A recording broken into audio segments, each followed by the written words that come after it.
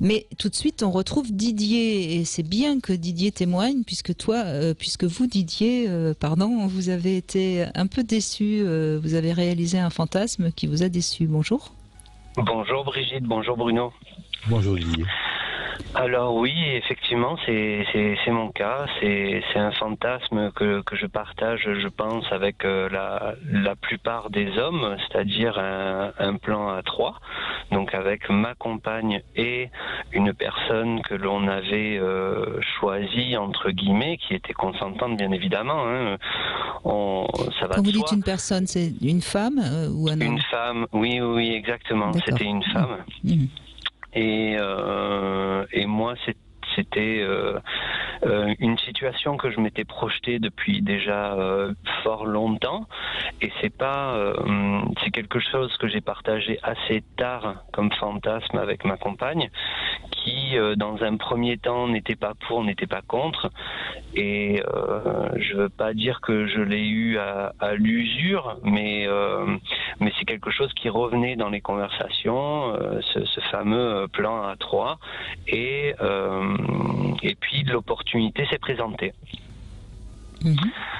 Voilà, alors on projette beaucoup de choses, on prépare sa soirée, et puis c'est un fantasme assouvi qui, alors ça ne se passe jamais exactement comme on a prévu, heureusement d'ailleurs, il y a toujours des bonnes et des mauvaises surprises, mais le fait est que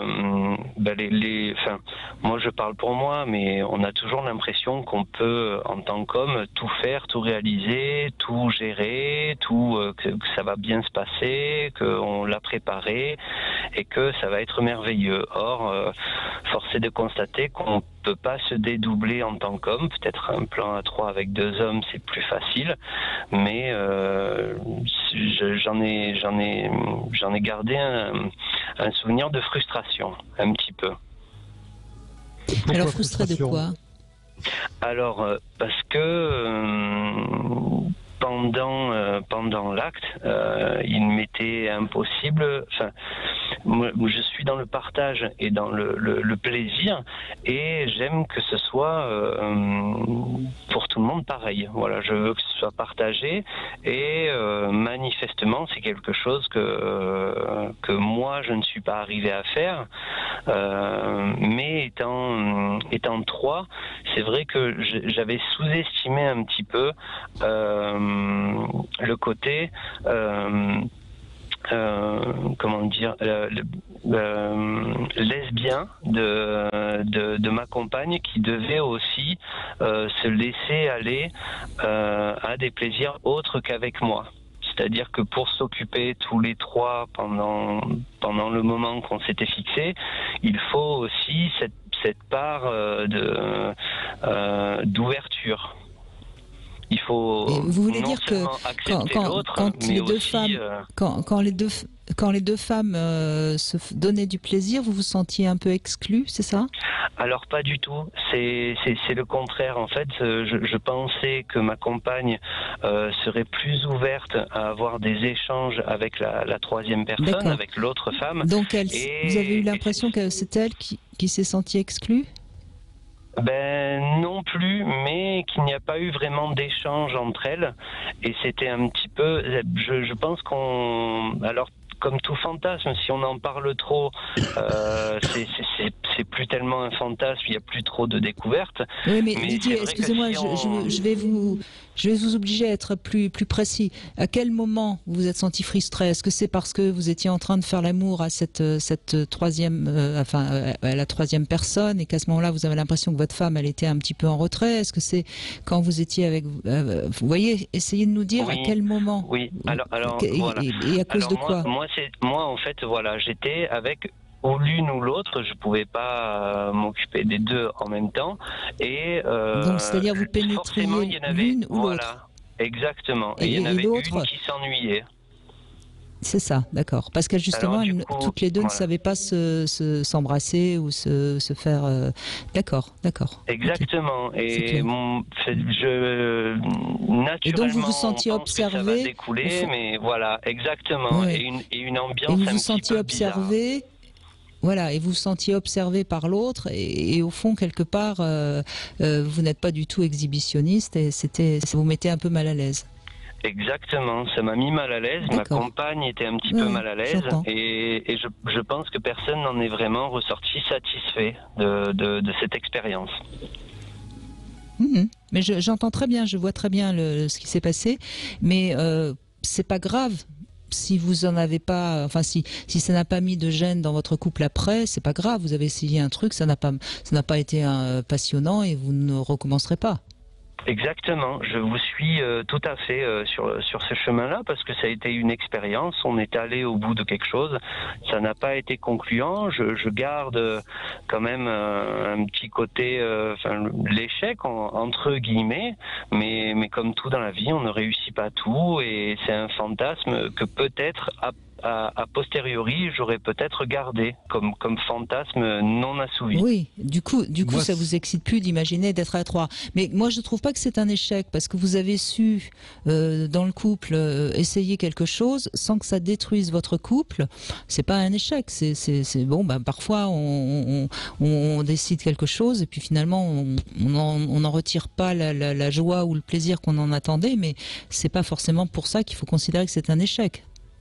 Non, vous êtes d'accord avec ça, Bruno Ponsnard, ou pas? Oui, et puis moi ça me fait penser un petit peu, alors soit effectivement c'est pas pour vous, dont acte, et on en reste là, mais si, parce que j'entends quand même que vous y mettiez beaucoup vous aviez beaucoup idéalisé l'instant en fait. Exactement. Voilà. Et c'est vrai que quand on est dans quelque chose, c'est un peu comme les soirées qu'on prépare, on se dit voilà, on va donner le timing, l'apéro, les machins, là on amène les cacahuètes, là on a prévu les petits fours, là le machin, là. Et puis finalement on se dit la soirée elle n'est pas si top que ça. Et parfois on fait des soirées qui sont imprévues et on passe une soirée superbe.